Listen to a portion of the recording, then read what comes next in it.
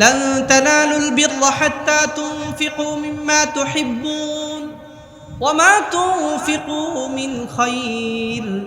এই আয়াতের ব্যাখ্যায় আল্লামা আব্দুর রহমান ইবনে নাসির আস-সাদি রাহমাতুল্লাহি আলাইহি লেখেন, মান আথারা মুহাব্বাতিল্লাহি আলা মুহাব্বাতি নাফসিহি ফাকাদ বালাগাত যিরওয়াতাল উলিয়া মিনাল কামাল।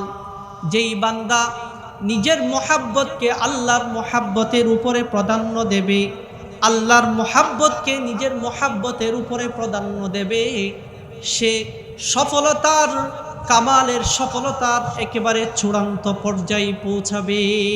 আল্লাহ তাআলা তাকে একেবারে মর্যাদার চূড়ান্ত আসনে আল্লাহ তাআলা তাকে আসীন করবে। এই আয়াত নাজিল হওয়ার পরে হযরত আনাস রাদিয়াল্লাহু তাআলা আনহু বলেন, এই আয়াত যখন অবতীর্ণ হলো, হযরত আবু তালহা রাদিয়াল্লাহু তাআলা আনহুর কাছে একটি বাগান ছিল, বাগানের নাম বাইরোহা। যেই বাগানের সীমানা ছিল মসজিদে নববীর মেহরাবের সীমানা যেখানে শেষ, এখান থেকে এই বাগানের সীমানা শুরু। এই বাগান একটা মিষ্টকূপের পানির একটা কূপ ছিল, মিষ্ট পানির কূপ ছিল। রাসূল আকরাম সাল্লাল্লাহু আলাইহি ওয়াসাল্লাম মাঝে মধ্যে এই বাগানে প্রবেশ করতেন এবং ওই মিষ্ট পানির কূপ থেকে পানি পান করতেন। এই দুই কারণে হযরত আবু তালহা রাদিয়াল্লাহু তাআলা আনহুর কাছে এই বাগানটি খুবই মুহাব্বতের এবং এই বাগানটি তার খুব মুহাব্বতের ছিল। রাসূল আকরাম সাল্লাল্লাহু আলাইহি ওয়াসাল্লাম যেহেতু এই বাগানে প্রবেশ করতেন, সেখান থেকে পানি পান করতেন এবং এটা মসজিদে নববীর সীমানার সাথে লাগানো। এই আয়াত নাজিল হওয়ার পরে, অর্থাৎ তোমরা নিজেদের খুব যেটা মুহাব্বতের এবং পছন্দনীয় বস্তু, এটা যতক্ষণ পর্যন্ত তোমরা আল্লাহর রাস্তায় দান করবা না, ততক্ষণ পর্যন্ত তোমরা পরিপূর্ণ আজর সওয়াব পাবে। আসসালামু আলাইকুম ওয়া রাহমাতুল্লাহি ওয়া বারাকাতুহু। আলহামদুলিল্লাহ الحمد لله وكفى وسلام على عباده الذين اصطفى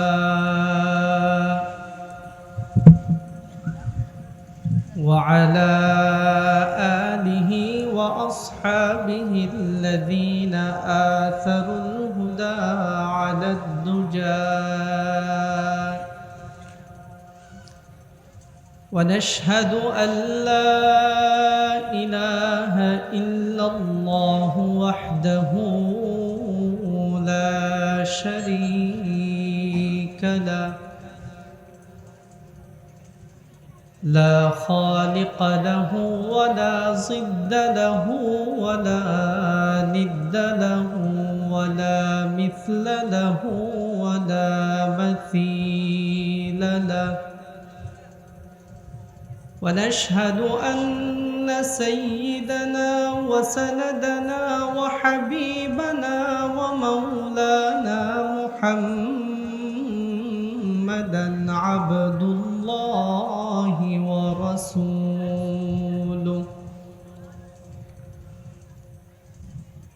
أرسله الله تعالى إلى الخلق بشيرا ونذيرا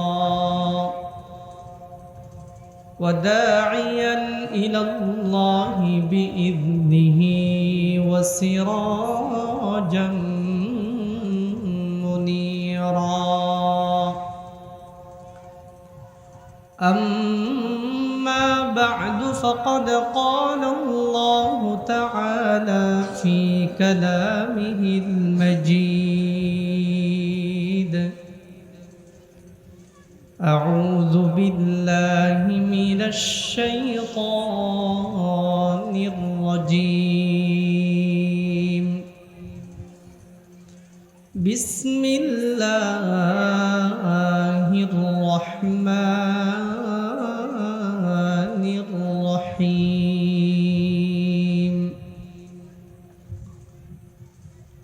والذين والذين تبوأوا الدار والإيمان من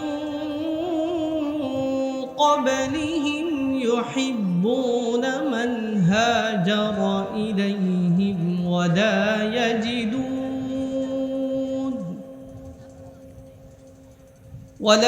يجدون في صدورهم حاجة مما أوتوا ويؤثرون على أنفسهم ولو كان بهم خصاصة ومن يوق شح نفسه فأولئك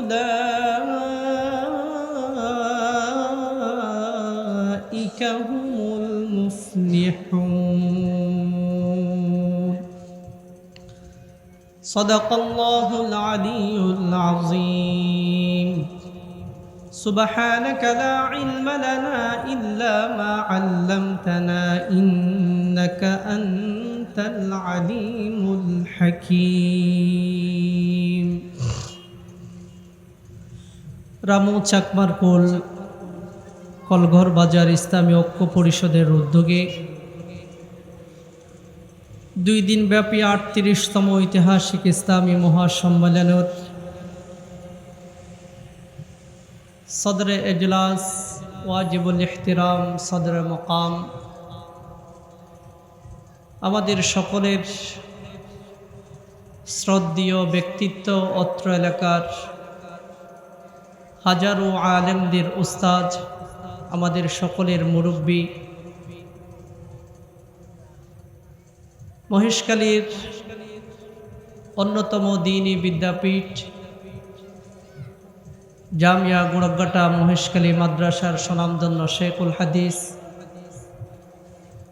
হযরত মৌলানা হাফেজ আব্দুল গফুর মুদ্দাজিল্লুহুল আলী, আমার সামনে উপবিষ্ট সম্মানিত দিন প্রেমিক মুসল্লি ভাইয়েরা, আজকের এই অত্র মাহফিলে আমন্ত্রিত উলামায়ে ইকরাম, পর্দার আড়ালে অবস্থানরত প্রিয় মা ও বোনেরা, আল্লাহ রাব্বুল আলামিনের কাছে শুকর আদায় করছি যে মহিয়ান গড়িয়ার মালিক আজকের মাহফিলের পরিচালনা কমিটির পরিচালনা পরিষদের সুনিপুণ দক্ষতায় অক্লান্ত পরিশ্রমের মাধ্যমে এই কোরআনের বাগানকে উপহার দেওয়ার জন্যে আল্লাহ রাব্বুল আলামিনের কাছে শুকর আদায়ের পরে অত্র মাহফিল পরিচালনা কমিটি, অত্র এলাকার যুবক ভাইরা যারা এই মাহফিলের জন্য অনেক পরিশ্রম, অনেক কষ্ট, অনেক মুজাহাদা করেছেন, আল্লাহর কাছে তাদের জন্য অন্তর থেকে দোয়া রইল। সম্মানিত হাজিরিন, অল্প সময়ে এই মাহফিলে অত্যন্ত বড় বড় উলামায়ে ইকরাম নসিহত মালা পেশ করবেন। আমি ছোট মানুষ, একটু মানুষ জমায়েত করার জন্য একটু সময় নিয়ে আপনাদের সামনে কিছু মুজাকারা করা। আমি আপনাদের সামনে সূরা হাশরের যে আয়াতটুকু তিলাওয়াত করেছি, আল্লাহ রাব্বুল আলামিন এই আয়াতে মদিনার মুহাজির এবং আনসারদের নিয়ে একটি সুন্দর প্রেক্ষাপট আলোচনা করেছে। মদিনায় যারা বসবাসরত ছিল, আল্লাহর রাসূলের উপরে যারা ঈমান এনেছেন, এদেরকে আনসার বলা হয়। পরবর্তী আল্লাহর রাসূলের সাথে এবং পরে যারা মদিনায় হিজরত করে আসছেন তাদেরকে মুহাজির বলা হয়। মূলত এই আয়াত ইসারের উপরে আলোচনা করা হয়েছে। এটি বিশেষ একটি গুণ যেটা আল্লাহর রাসূলের ভিতরে ছিল আল্লাহর রসুলের সুহবতে থেকে সাহাবায়ে কেরামরা অর্জন করেছেন এবং এই সাহাবায়ে কেরাম ইতারের উপরে ইতারের গুণে গুণান্বিত ছিলেন। ইতার কি? মুআজাবুল ওয়াসিতে আসছে তাফজিলুল মারই গায়রাহু, অন্যকে প্রাধান্য দেওয়া। আল্লামা জুরজানি রহমতুল্লাহি আলাইহি তার কিতাব আত-তারিফাতের মধ্যে লিখেছেন, আন ইউকদ্দিমা গায়রাহু আলা নাফসিহি ফিন নাফই লাহু ওয়াদ-দাফই আনহু, কল্যাণমূলক কাজে অন্যকে বাড়িয়ে দেওয়া, যেখানে ক্ষতি সাধন হওয়ার সম্ভাবনা আছে ওই জায়গায় নিজেকে পেশ করা, ক্ষতি থেকে অন্যকে বাঁচিয়ে দেওয়া এবং অন্যের উপকার করা,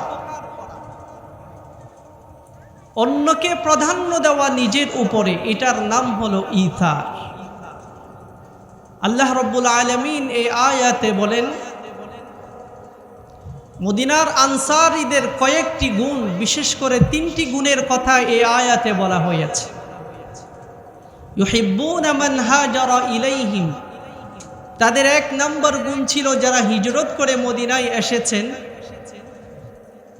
তাদেরকে অন্তরের গহীন থেকে তাদেরকে মুহাব্বত করতেন, ভালোবাসতেন। আমাদের এখানে যেমন দ্বীনি মাদারেস যেগুলো আছে, দ্বীনি প্রতিষ্ঠান যেগুলো আছে, এই প্রতিষ্ঠানে যারা সম্পৃক্ত সংযুক্ত যারা আছেন, মাদ্রাসার আসাতিজে ইকরাম, ছাত্র তোলাবা, তাদেরকে এলাকাবাসী খুব বেশি মুহাব্বত করে, তাদেরকে খাওয়ার ব্যবস্থা করে, মাদ্রাসার সার্বিক বিষয়ে সহযোগিতা করে। এরকম মদিনার মধ্যে আগত মুহাজিরদেরকে আনসারীরা অন্তর থেকে মুহাব্বত করতেন, ভালোবাসতেন। ওয়ালা ইয়াজিদুনা ফি সুদুরিহিম হাজাতাম মিম্মা উতু, তাদের দ্বিতীয় গুণ ছিল কখনো যদি মুহাজিরদেরকে আল্লাহর রাসূল যুদ্ধলব্ধ সম্পদ তাদেরকে বেশি দিতেন তো মদিনার আনসারীরা এই বিষয়ে তারা কখনো মনক্ষুণ্ণ করতেন। তৃতীয় যেই গুণ আমার আলোচ্য বিষয়, ইউসিরুনা আলা আনফুসিহিম ওয়ালাউ কানা বিহিম খাসাস,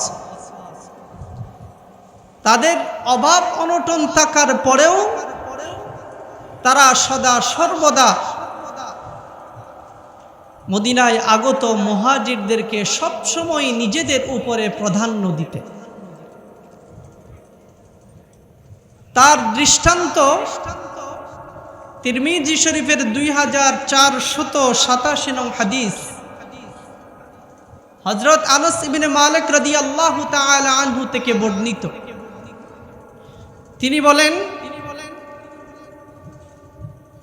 أن رسول الله صلى الله عليه وسلم لما قدم المدينة أتاه المهاجرون, মুহাজিররা যখন মদিনায় আসলো, মুহাজিররা বলতে লাগলো, মা রাআইনা কওমান আফযালা মিন কাসীরিন ওয়ালা আহসানা মুওয়াসাতাম মিন কলিল, এই আনসারী সাহাবীদের মতো আমাদের প্রতি এত বেশি কেয়ারফুল, আমাদের প্রতি এত বেশি তারা উদার মন মানসিকতা লালন করে, আমাদের সাথে এত সুন্দর ব্যবহার করে এবং আমাদের উপরে তারা এত বেশি ব্যয় করে তাদের নিজেদের সম্পদ, এরকম কোন মানুষ, এরকম গোত্র আমরা কোথাও দেখি নাই। নাযালনা বাইনা আযহুরিহিম লাকাদ কাফাউনাল মু'নাতা, তাদের এই আমরা যখন তাদের কাছে আসলাম,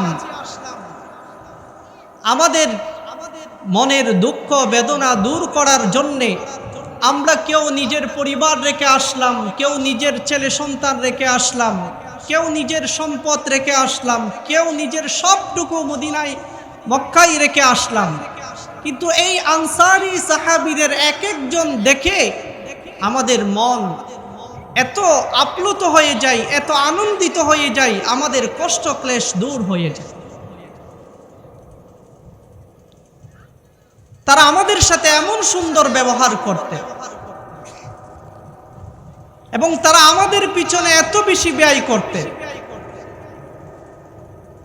ওয়া আশরাকুনা ফিল মাহনা, তাদের সম্পদে আমাদেরকে অংশীদার করে নিলেন। আল্লামা আব্দুর রহমান ইবনে আব্দুর রহিম আল মুবারকপুরী রহমতুল্লাহি আলাইহি তিরমিজি শরীফের ব্যাখ্যা গ্রন্থ তুহফাতুল আহওয়াজির মধ্যে তিনি উল্লেখ করেন, এটা বোঝার জন্য তারা তাদের সম্পদে কিভাবে মদিনার আনসারী সাহাবীরা মুহাজিরদেরকে অংশীদার করলেন। হযরতে আব্দুর রহমান ইবনে আউফ রাদিয়াল্লাহু তাআলা আনহু বলেন, লাম্মা কদিমনাল মদিনাতা আখা রাসূলুল্লাহি সাল্লাল্লাহু আলাইহি ওয়াসাল্লাম বাইনি ওয়া বাইনা সা'দ ইবনে রাবি'। আব্দুর রহমান ইবনে আউফ রাদিয়াল্লাহু তাআলা আনহু বলেন, আমরা যখন মদিনায় আসলাম, বিশ্বনবী মুহাম্মদুর রাসূলুল্লাহ সাল্লাল্লাহু আলাইহি ওয়াসাল্লাম আমি আব্দুর রহমান ইবনে আউফ এবং সা'দ ইবনে রবিয়ের মধ্যে ভ্রাতৃত্ব বন্ধন সৃষ্টি করে দিলেন। আব্দুর রহমান ইবনে আউফ তিনি বলেন, মদিনার একজন বড় সম্পদশালী ছিল সা'দ ইবনে রবিয়া। সা'দ ইবনে রবিয়াকে ডেকে বললেন, রাসূলুল্লাহ বললেন, হে সা'দ ইবনে রবি, আব্দুর রহমান ইবনে আউফকে তোমার ভাই বানিয়ে দিলাম, তুমি তার বিষয়ে দেখাশোনা করবা, তার সার্বিক বিষয়ে খোঁজখবর নিবা। সা'দ ইবনে রবি রাদিয়াল্লাহু আনহু বলেন, ইন্নী আকসারুল আনসারি মালান, আমি আনসারীদের ভিতরে সবচেয়ে বেশি সম্পদের মালিক ছিলাম। ফাউকাসিমু লাকা নিসফা মালি, আমি আমার সম্পদকে দুই ভাগ করলাম, দুই ভাগ করে আমি আমার সম্পদকে আমার এবং আমার ভাইয়ের মধ্যে বন্টন করে দিলাম। অন্যকে প্রাধান্য দেওয়ার দৃষ্টান্ত নিয়ে আমরা আলোচনা করছি। আব্দুর রহমান ইবনে আউফ রাদিয়াল্লাহু আনহু বলেন, তিনি তার একাধিক স্ত্রী ছিল, তার একাধিক স্ত্রীদের ভিতরে আমাকে বললেন যে তোমার যেই স্ত্রী পছন্দ আমি তাকে তোমার জন্য ছেড়ে দিব। ওয়ানজুর আইয়া যাওজাতাইয়া, দেখো তুমি আমার কোন স্ত্রী তোমার পছন্দ হয়। দেখেন কেমন আল্লাহর রাসূলের কথা পালন করার জন্য আনসারী ভাই তার মুহাজির ভাইকে নিজেদের উপরে প্রাধান্য দেওয়ার জন্যে কতটুকু তাদের ভিতরে এই ধরনের মন মানসিকতা থাকলে নিজের সম্পদ, নিজের স্ত্রী সব কিছুর মধ্যে ভাগ বটোয়ারা করে দিতে পারে। অথচ আজকে দেখা যায় এই সম্পদের জন্যই এই স্ত্রীদের পিছনে পড়েই নিজের ভাইয়ের সাথে সম্পর্ক ছিন্ন হয়, ভাইকে হত্যা করতে দ্বিধাবোধ করে না। এই সম্পদের পিছনে পড়েই মা, ভাই, বোন সবাই একে অপরকে পৃথক করতে, দূরে করতে বেশি সময় নেই। এটা আমাদের সমাজের বাস্তবতা। বাপের দেওয়া সম্পদে যখন ভাগ বটোয়ারা করার সময় হয়, তখন ভাইয়ের দুশমন পরিণত হয়, ভাইয়ের শত্রু হয়ে যায়। আমাদের দেশে অহরহ ঘটনা এমন দেখা যায়। কিন্তু সাহাবীদের যেই গুণ ছিল যে একে অন্যকে প্রাধান্য দেওয়া, ঈমানি ভাইকে নিজের উপরে প্রাধান্য দিতে গিয়ে নিজের সম্পদ, নিজের স্ত্রী সব কিছু মুহাজির ভাইয়ের জন্য দান করে দিলেন। সা'দ ইবনে রবি' রাদিয়াল্লাহু তাআলা আনহু, আল্লাহর রাসূলের সাথে তার কেমন মুহাব্বত ছিল, কেমন ভালোবাসা ছিল, এটা বোঝার জন্য আমরা যদি একটুখানি তার সম্পর্কে জানতে চাই।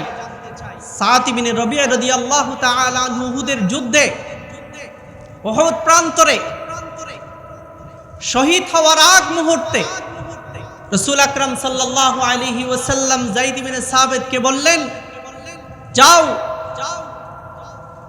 সাআদ ইবনে রবির খবর নাও, সাআদ ইবনে রবিকে আমার সালাম বলবা এবং তার থেকে জিজ্ঞাসা করবা তিনি কেমন আছেন, তার কেমন লাগতেছে এই যুদ্ধের ভিতরে।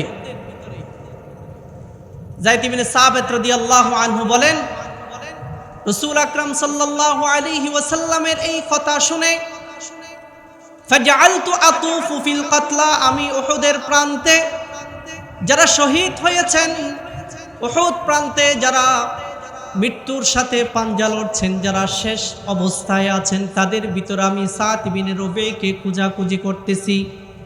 হঠাৎ করে কত দূর গিয়ে দেখলাম সাআদ ইবনে রবি রাদিয়াল্লাহু তাআলা আনহু একেবারে শেষ সময়ে। যাওয়ার পরে তাকে বললাম, রাসূলুল্লাহ আপনার কাছে পাঠিয়েছেন, আল্লাহর রাসূল আপনাকে সালাম পাঠিয়েছেন। অথচ আজকে আমরা লক্ষ লক্ষ টাকা ব্যয় করে আল্লাহর রাসূলকে সালাম দেওয়ার জন্য মদিনায় যাই, মক্কা জিয়ারত করি, মদিনা জিয়ারত করি, রওজা মুবারকের পাশে গিয়ে আল্লাহর রাসূলকে সালাম দেওয়ার জন্য এত লক্ষ লক্ষ টাকা ব্যয় করি যাই। কিন্তু সাআদ ইবনে রবি রাদিয়াল্লাহু তাআলা আনহুর সাথে আল্লাহর রাসূলের সাথে সম্পর্ক কেমন ছিল, আল্লাহর রাসূল নিজেই যায়েদ ইবনে সাবিত রাদিয়াল্লাহু তাআলা আনহুকে সালাম দিয়ে সাআদ ইবনে রবি রাদিয়াল্লাহু তাআলা আনহুর কাছে পাঠালেন। যাওয়ার পরে আল্লাহর রাসূল সাল্লাল্লাহু আলাইহি ওয়াসাল্লামের সালামের কথা বললেন, হে সাআদ ইবনে রবি, রাসূলুল্লাহ সাল্লাল্লাহু আলাইহি ওয়াসাল্লাম আপনাকে সালাম পাঠিয়েছেন। এই কথা শোনার পরেই সাআদ ইবনে রবি রাদিয়াল্লাহু তাআলা আনহুর প্রাণ পাখিটা যেন আবার ফিরে আসলো। তিনি আগের অবস্থায় থেকে যেন নতুন জীবনে ফিরে আসলেন। আল্লাহর রাসূলের কথা শোনা মাত্রই তিনি খুব আশ্চর্য হয়ে বললেন, যায়েদ ইবনে সাবিত রাদিয়াল্লাহু তাআলা আনহুকে বললেন, আলা রাসূলিল্লাহি ওয়া আলাইকা আসসালাম। যায়েদ ইবনে সাবিত, তুমিও যেহেতু আল্লাহর রাসূলের পক্ষ থেকে আমার কাছে সালাম নিয়ে এসেছো, যাও তুমি নিজেও সালাম গ্রহণ করো, আল্লাহর রাসূলের কাছেও আমার পক্ষ থেকে সালাম পাঠিয়ে দাও। যায়েদ ইবনে সাবিত রাদিয়াল্লাহু আনহু বলতে লাগলেন, হে আমার ভাই, আপনি যেই মর্মান্ত অবস্থায় আছেন, আপনি যে কঠিন অবস্থা পার করছেন, আপনার সাথে অতিরিক্ত কথা বলা আমার মনে খুব দ্বিধাবোধ করতেছে, আমার মনে ঠাঁই দিচ্ছে না। তবু আল্লাহর রাসূল আমাকে নির্দেশ দিলেন একটা কথা আপনার থেকে জিজ্ঞাসা করার জন্য, কাইফা তাজিদু, এই অবস্থায় তুমি কেমন আছো, তোমার কেমন লাগতেছে, তোমার সার্বিক অবস্থাটা জানার জন্য আল্লাহর রাসূল আমাকে নির্দেশ দিলেন। সাআদ ইবনে রবি রাদিয়াল্লাহু তাআলা আনহু বলতে লাগলেন, খাব্বিরনি, তুমি খবর দাও, আল্লাহর রাসূলের কাছে গিয়ে বলো, ইন্নী আজিদু রিহাল জান্নাহ। যায়েদ ইবনে সাবিত, আমি উহুদের প্রান্তে থেকেও আমি জান্নাতের সুঘ্রাণ পেয়ে যাচ্ছি, এই খবরটা তুমি রাসূলের কাছে পৌঁছিয়ে দাও। সুবহান। এই সাআদ ইবনে রবি, যিনি আব্দুর রহমান ইবনে আউফ রাদিয়াল্লাহু তাআলা আনহুকে নিজের স্ত্রী, নিজের সম্পদ, নিজের সব কিছু অর্ধেক করে তার মুহাজির ভাইকে দিয়ে দিলেন। এই ছিল সাহাবা ইকরামদের ভিতরে অন্যজনকে প্রাধান্য দেওয়ার দৃষ্টান্ত। আমার ভাইরা, আজকে আমরা যদি এই গুণে গুণান্বিত হতে পারি, কষ্টের বিষয়ে কষ্টের ভাগটা আমি নিলাম, যেখানে উপকারের বিষয় আছে উপকারের ভাগটা আমার ভাইকে দিলাম, বাসে করে এখান থেকে আমি কোথাও দূরে যাচ্ছি, এক ভাই আমার পাশে দাঁড়িয়ে আছে, তার খুবই কষ্ট হচ্ছে, আমি বাসের সিটে বসা, আমি তাকে একটু প্রাধান্য দিয়ে তাকে বসার জন্য সুযোগ করে দিলাম। এটা হলো অন্য ভাইকে নিজের উপরে প্রাধান্য দেওয়া। এরকম সব জায়গায়, চায়ের দোকানে গেলাম, বসার জন্য অনেক ভাই বসে আছেন, একজন মুরব্বী দাঁড়িয়ে আছে। এক যুবক ভাই বলল, যে না, আপনি আমার সিটে বসেন, আপনি এখানেই নাস্তা করেন। আমি তাকে বসার জন্য ব্যবস্থা করে দিলাম। বাজার করতে গেলাম, দেখা গেল বাজারের মধ্যেও বাজার করতে গিয়ে আমি আমার ভাইকে প্রাধান্য দিলাম। সব জায়গায় যদি এই গুণটা যদি আমরা অর্জন করতে পারি, যে আমি আমার ভাইকে প্রাধান্য দেওয়া, এই একটা গুণ আমরা যদি অর্জন করতে পারি, তো দুনিয়ার যত মারামারি হানাহানি, দুনিয়ার সম্পদ নিয়ে যত হানাহানি, সব কিছু আস্তে আস্তে আমরা ব্যক্তি পর্যায়ে, পারিবারিকভাবে, সামাজিকভাবে, রাষ্ট্রীয়ভাবে আমরা যদি এই গুণে গুণান্বিত হতে পারি, আশা করা যায় আমাদের ভিতরে মারামারি হানাহানি একেবারেই উঠে যাবে। ইসার একটা হলো বান্দা বান্দাকে প্রাধান্য দেওয়া, আরেকটা হলো বান্দা নিজের উপরে আল্লাহর মুহাব্বতকে প্রাধান্য দেওয়া। আল্লামা আব্দুর রহমান ইবনে নাসির আস-সাঈদী রাহমাতুল্লাহি আলাইহি, তার একটি তাফসীরের কিতাব আছে, তাইসিরুল কারীমির রহমান ফি তাফসীরি কালামিল মান্নান। এই কিতাবে লান তানালুল বিররা হাত্তা তুনফিকু মিম্মা তুহিব্বুন ওয়া মা তুনফিকু মিন খায়র, এই আয়াতের ব্যাখ্যায় আল্লামা আব্দুর রহমান ইবনে নাসির আস-সাঈদী রাহমাতুল্লাহি আলাইহি লেখেন, মান আথারা মুহাব্বাতিল্লাহি আলা মুহাব্বাতি নাফসিহি ফাকাদ বালাগাত যিরওয়াতাল উলিয়া মিনাল কামাল। যেই বান্দা নিজের মুহাব্বতকে আল্লাহর মুহাব্বতের উপরে প্রাধান্য দেবে, আল্লাহর মুহাব্বতকে নিজের মুহাব্বতের উপরে প্রাধান্য দেবে, সে সফলতার, কামালের সফলতার একেবারে চূড়ান্ত পর্যায়ে পৌঁছাবে। আল্লাহ তাআলা তাকে একেবারে মর্যাদার চূড়ান্ত আসনে আল্লাহ তাআলা তাকে আসীন করবে। এই আয়াত নাজিল হওয়ার পরে হযরত আনাস রাদিয়াল্লাহু তাআলা আনহু বলেন, এই আয়াত যখন অবতীর্ণ হলো, হযরত আবু তালহা রাদিয়াল্লাহু তাআলা আনহুর কাছে একটি বাগান ছিল, বাগানের নাম বাইরোহা। যেই বাগানের সীমানা ছিল মসজিদে নববীর মেহরাবের সীমানা যেখানে শেষ, এখান থেকে এই বাগানের সীমানা শুরু। এই বাগান একটা মিষ্টকূপের পানির একটা কূপ ছিল, মিষ্ট পানির কূপ ছিল। রাসূল আকরাম সাল্লাল্লাহু আলাইহি ওয়াসাল্লাম মাঝে মধ্যে এই বাগানে প্রবেশ করতেন এবং ওই মিষ্ট পানির কূপ থেকে পানি পান করতেন। এই দুই কারণে হযরত আবু তালহা রাদিয়াল্লাহু তাআলা আনহুর কাছে এই বাগানটি খুবই মুহাব্বতের, এবং এই বাগানটি তার খুব মুহাব্বতের ছিল। রাসূল আকরাম সাল্লাল্লাহু আলাইহি ওয়াসাল্লাম যেহেতু এই বাগানে প্রবেশ করতেন, সেখান থেকে পানি পান করতেন, এবং এটা মসজিদে নববীর সীমানার সাথে লাগানো। এই আয়াত নাজিল হওয়ার পরে, অর্থাৎ তোমরা নিজেদের খুব যেটা মুহাব্বতের এবং পছন্দনীয় বস্তু, এটা যতক্ষণ পর্যন্ত তোমরা আল্লাহর রাস্তায় দান করবে না, ততক্ষণ পর্যন্ত তোমরা পরিপূর্ণ আজর সওয়াব পাবে। এই আয়াত নাজিল হওয়ার পরে হযরত আবু তালহা রাদিয়াল্লাহু তাআলা আনহু আল্লাহর রাসূলের কাছে গেলেন। ফাকাম আবু তালহা ইলা রাসূলিল্লাহি সাল্লাল্লাহু আলাইহি ওয়াসাল্লাম, আল্লাহর রাসূলের কাছে গিয়ে বললেন যে এই বাগানটি আমি ফাযআহা ইয়া রাসূলুল্লাহ, এটা আমি আল্লাহর রাসূলের কাছে আমি দান করে দিতে চাই। ইয়া রাসূলুল্লাহ, এখান থেকে আপনি আপনার ইচ্ছে মতো আপনার জন্য, ইসলামের জন্য আপনি ব্যয় করেন। নিজের সম্পদকে আল্লাহর রাস্তায় দিয়ে দাও, এটাও ইতাআত। আল্লাহর মুহাব্বতের উপরে নিজের মুহাব্বতের বস্তুকে আল্লাহর রাস্তায় দান করে দেওয়া, এটার নাম ইতাআত। আমরা আমাদের সম্পদ, আমাদের অর্থ, আমাদের খুব পছন্দের যা কিছু আমাদের আয়ত্তের ভিতরে আছে, আমাদের হাতের নাগালে আছে, এটাকে আমরা সহজে ছাড়তে চাই। অর্থ আমাদের কাছে খুব বেশি মুহাব্বতের, এই জন্য অর্থ আমরা সহজে আল্লাহর রাস্তায় দিতে চাই না। সম্পদ আমাদের কাছে খুবই মহাব্বতের, এই জন্য আমরা সম্পদ আল্লাহর রাস্তায় দিতে চাই না। শুধু আমরা নিজেদের জন্যই আমরা শুধু সঞ্চিত করতে চাই, কিন্তু না, সাহাবায়ে ইকরামদের ভিতরে এই গুণ ছিল, তারা আমাদের চেয়ে অনেক বড় বুদ্ধিমান ছিল। তারা চাইলে সব কিছু সঞ্চিত করে রাখতে পারতেন।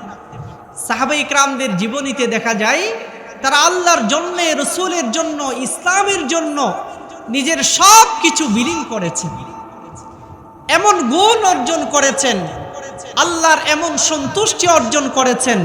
রাদিয়াল্লাহু আনহুম ওয়া রাদু আনহু, আল্লাহ তাআলাও তাদের উপরে সন্তুষ্ট, তারাও আল্লাহর উপরে সন্তুষ্ট।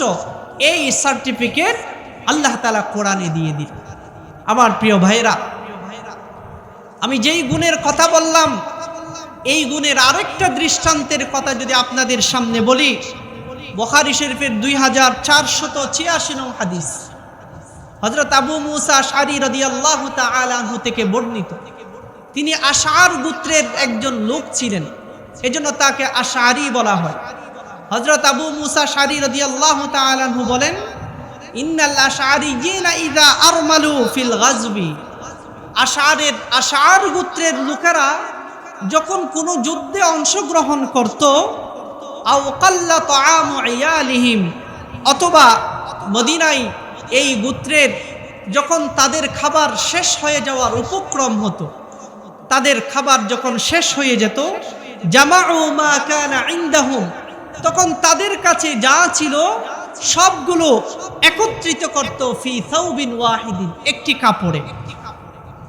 ধরেন 50 জন লোক আছে, 50 জন লোকের ভেতরে 30 জন লোকের খাবার শেষ হয়ে যাওয়ার উপক্রম, আর 20 জনের খাবার আছে। যেটুকু খাবার আছে 20 জনের সব খাবারগুলো একটি কাপড়ে একত্রিত করত। সুম্মাক্তাসামুহু বাইনাহুম, এরপরে এই 20 জনের খাবারগুলো 50 জনের মাঝে সমানভাবে বিলীন করে দিতেন।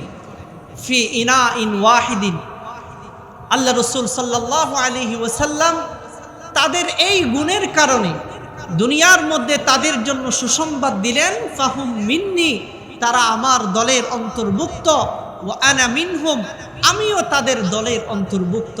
দুনিয়ার মধ্যেও তারা আমার সাথে, আমার দলের অন্তর্ভুক্ত, পরকালীন জীবনেও জান্নাতেও তারা আমার সাথে থাকবে। সুবহানাল্লাহ। এই ইসারের গুণ, আমরা একে অন্যকে প্রাধান্য দেওয়া, সব জায়গায় কষ্টের ভাগটা আমরা নিজেরা গ্রহণ করলাম, উপকারের ভাগটা অন্য ভাইকে প্রাধান্য দিলাম, উপকারের ভাগটা তাকে প্রাধান্য দিলাম, এমন একটি গুণ যদি আমরা অর্জন করতে পারি, এই একটা পরিবার, একটা সমাজ যদি একটি গুণে গুণান্বিত হতে চায়, একটি গুণে যদি গুণান্বিত হতে পারে, তাহলে আশা করা যায় ওই সমাজ, ওই পরিবার জান্নাতি পরিবার, জান্নাতি সমাজে রূপান্তর হয়ে যাবে ইনশাআল্লাহ। এজন্য এই গুণের উপরে আমাদের সকলের বেশি থেকে বেশি এই গুণের উপরে আসা, নিজেরা নিজের পরিবার পরিজনের এবং নিজের অধীনস্থ পরিবার পরিজনের প্রত্যেক সদস্যদেরকে এইটার উপরে আমরা যাতে এইভাবে জীবনযাপন করতে পারি, এজন্য বেশি বেশি এটার উপরে আলোচনা, পর্যালোচনা করা দরকার। আজকে ফ্যামিলিগত যেই শিক্ষা, পারিবারিক যেই শিক্ষা, এই শিক্ষা অনেক বেশি কাজে দেয়। অনেক সময় ফ্যামিলির এই ছোট ছোট সন্তানরা একদিন বড় হতে হতে তারা ইউনিভার্সিটিতে যাবে, কলেজে যাবে, তারা রাষ্ট্রের বিভিন্ন দায়িত্ব নিবে, বিভিন্ন সেক্টরে তারা কাজ করবে। কিন্তু ফ্যামিলিগত এই শিক্ষাটা যদি সেই সময় থেকে আমরা দিতে পারি, ছোট অবস্থায় থেকে যদি আমরা আমাদের সন্তান, অধীনস্থ পরিবার পরিজনকে যদি এই শিক্ষা দিতে পারি, আশা করা যায় জীবনের শেষ অবধি পর্যন্ত তারা এই শিক্ষা গ্রহণ করে এটার উপরে নিজের জীবনকে পরিচালিত করবে। এরকম সন্তান, এরকম দেশের নাগরিক যেখানেই যাবে সেখানেই একটা শান্তময়, একটা সুখময় একটা পরিবেশ তৈরি হয়ে যাবে ইনশাআল্লাহ। সম্মানিত ভাইরা আমার, এই জন্য এই বিষয়ের উপরে আমাদের খুবই গুরুত্ব দেওয়া দরকার। আল্লামা আবু বকর ইবনে আবি দুনিয়া রাহমাতুল্লাহি আলাইহি তার একটি কিতাব আছে কিরাত দাইফ, মুহাম্মদ ইবনে সিরিন রাহমাতুল্লাহি আলাইহি থেকে বর্ণিত। আল্লামা শামসুদ্দিন যাহাবী রাহমাতুল্লাহি আলাইহি তিনিও তার কিতাবে লিখেছেন সিয়ার ওয়া আলামিন নুবালার মধ্যে যে সাহাবায়ে ইকরাম কিভাবে তারা একে অন্যকে প্রাধান্য দিতেন। তিনি লিখেন কানা আহলুস সুফফাতি ইযা আমসাউ, একদিন রাসূল আকরাম সাল্লাল্লাহু আলাইহি ওয়াসাল্লাম আসহাবে সুফফাদের জন্য লক্ষ্য করে মদিনার সাহাবীদের জন্য বললেন যে তোমরা এই আসহাবে সুফফার আমার এই সাহাবীদের প্রতি তোমরা লক্ষ্য রেখো, যাদের দুইজনের খাবার আছে তোমরা দুইজনের খাবার তিনজন গ্রহণ করো, যাদের তিনজনের খাবার আছে তোমরা চারজন গ্রহণ করো। এইভাবে আল্লাহ রাসূল সাল্লাল্লাহু আলাইহি ওয়াসাল্লাম একটি ভাষণ দিলেন। এরপরে সন্ধ্যায় মদিনার আনসার সাহাবীরা ইনতালাকার রাজুলু বির রাজুলাইনি, একজন দুইজনকে, দুইজন তিনজনকে, এরকম প্রত্যেকজন আসহাবে সুফফার সাথীদেরকে নিয়ে তারা ঘরের মধ্যে নিয়ে গেলেন মেহমানদারি করার জন্য।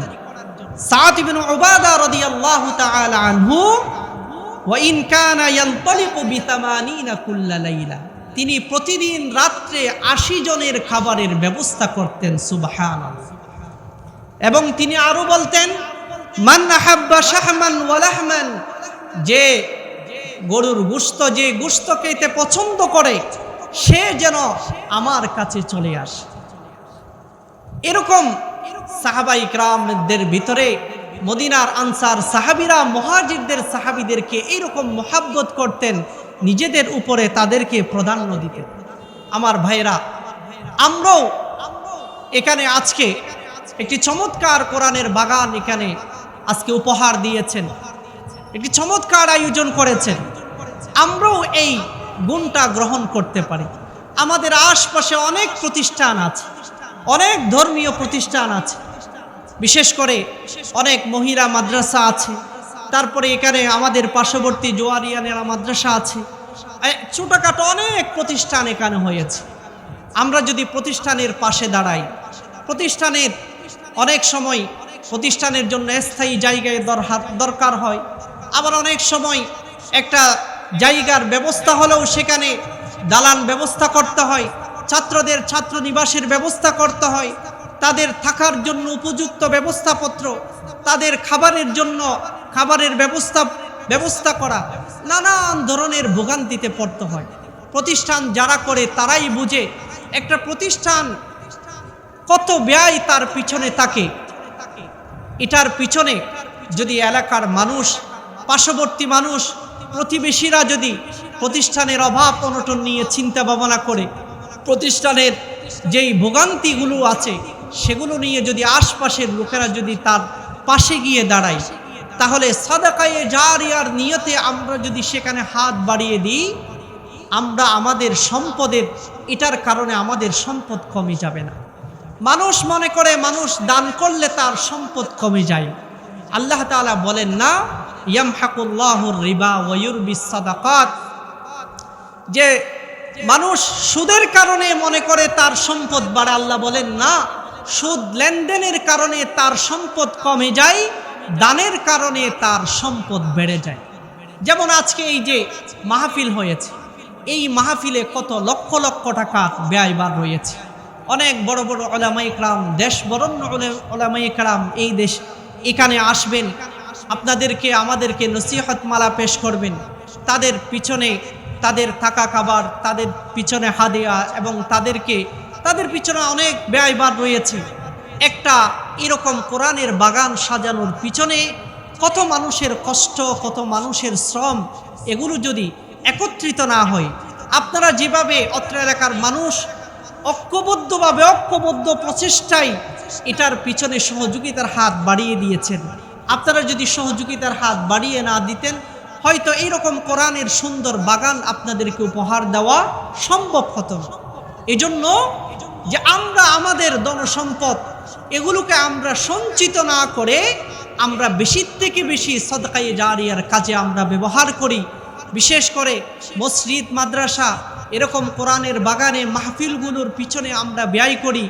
বিশেষ করে যেই প্রতিষ্ঠানগুলো আমাদের প্রতিবেশী হিসেবে যে প্রতিষ্ঠানগুলো আমাদের পাশে আছে, এই প্রতিষ্ঠানগুলোর পাশে আমরা দাঁড়ানোর চেষ্টা করি। তখন হবে কি যে দুনিয়াতে যেমন আসছিলাম খালি হাতে, যেতেও হবে খালি হাতে, কিন্তু আমার দানের কারণে কবরে, হাসরে, জান্নাতে আল্লাহ তাআলা আমার জন্য উত্তম ব্যবস্থা করে দিবেন। হয়তো আমার মরণ হয়ে যাবে, কিন্তু আমার দেওয়া সাদকায়ে জারিয়া প্রতিষ্ঠানে এখনো অক্ষত আছে, এখনো পর্যন্ত প্রতিষ্ঠান উপকৃত হচ্ছে, মাদ্রাসার ছাত্ররা উপকৃত হচ্ছে, মাদ্রাসার আসাতাজে ইকরামরা উপকৃত হচ্ছে, এলাকার সন্তানরা উপকৃত হচ্ছে। হয়তো আমি চলে যাচ্ছি, আমার কবরে প্রতিনিয়ত সেখান থেকে সওয়াব যেতে থাকবে ইনশাআল্লাহ। এই জন্য আমরা যেই গুণের নিয়ে আলোচনা করেছিলাম, যেই গুণটা আমার ভিতরে আপনার ভিতরে আসা দরকার, সেরকম একটি গুণ হলো যেটা আল ইথার, যে কষ্টের ভাগটা নিজে নেওয়া, কল্যাণের ভাগটা আমার ভাইকে দেওয়া, উপকারের ভাগটা আমার ভাইকে দেওয়া। সাহাবায়ে কেরাম রাদিয়াল্লাহু তাআলা আনহুম শুধু নিজেদের জীবদ্দশাই নয়, একেবারে মৃত্যুর সময়ও এক সাহাবীর ব্যাপারে ঘটনা আছে। একেবারে মৃত্যুর সময় যখন ঘনিয়ে আসছে, যুদ্ধের প্রান্তে মৃত্যুবরণ করবে, শুধু একটু পানির জন্য হাহাকার অবস্থা। এমন সময় এক ভাই পানি নিয়ে গেল তাকে পানি পান করানোর জন্য। তিনি বললেন, না, আমার পার্শ্ববর্তী ভাই, তারও পানির প্রয়োজন, আগে তাকে পানি দাও। এই সাহাবী নিজের উপরে প্রাধান্য দিয়ে তার পার্শ্ববর্তী ভাইকে পানি পান করানোর জন্য ইশারা করলেন। এরপরে তার কাছে যাওয়ার পরে তিনি বললেন, না, আমার পার্শ্ববর্তী আরেকজন ভাই যুদ্ধে মর্মাহত হয়ে তার শরীরে আঘাতে তিনি একেবারেই মৃত্যুর খুব সন্নিকটে, আমার পার্শ্ববর্তী ভাইকে পানি পান করা। তৃতীয় জনের কাছে যখন যাওয়া হলো, তৃতীয় জন তিনিও বললেন, না, পার্শ্ববর্তী ভাইকে দেন। এইভাবে একজন আরেকজনকে পানির জন্য, মৃত্যুর সময় একটু পরেই তার মরণ হয়ে যাবে, একটু পরেই তার মরণ হয়ে যাবে। তখন পানির খুবই তৃষ্ণার্ত অবস্থায় এক ভাই, এক সাহাবী আরেক সাহাবীদেরকে, এক সাহাবী আরেক সাহাবীকে পানির জন্য ইতার করতেছেন, প্রাধান্য দিচ্ছেন। ওয়ায়ুসিরুনা আলা আনফুসিহিম ওয়ালাউ কানা বিহিম খাসাস ওয়ামান ইউকা শুহা নাফসিহি ফাউলাইকা হুমুল মুফলিহুন। এটা হলো ইতার, যেই গুণ সাহাবীদের ভিতরে ছিল, যেই গুণ আল্লাহ রাসূল সাল্লাল্লাহু আলাইহি ওয়াসাল্লাম সাহাবীদেরকে শিক্ষা দিয়েছেন। এই গুণে আমরা যদি আজকে গুণান্বিত হতে পারতাম, আমাদের সমাজের মানুষগুলো যদি এই গুণে গুণান্বিত হতে পারত, আমাদের পরিবারের প্রত্যেক সদস্য যদি এই গুণে গুণান্বিত হতে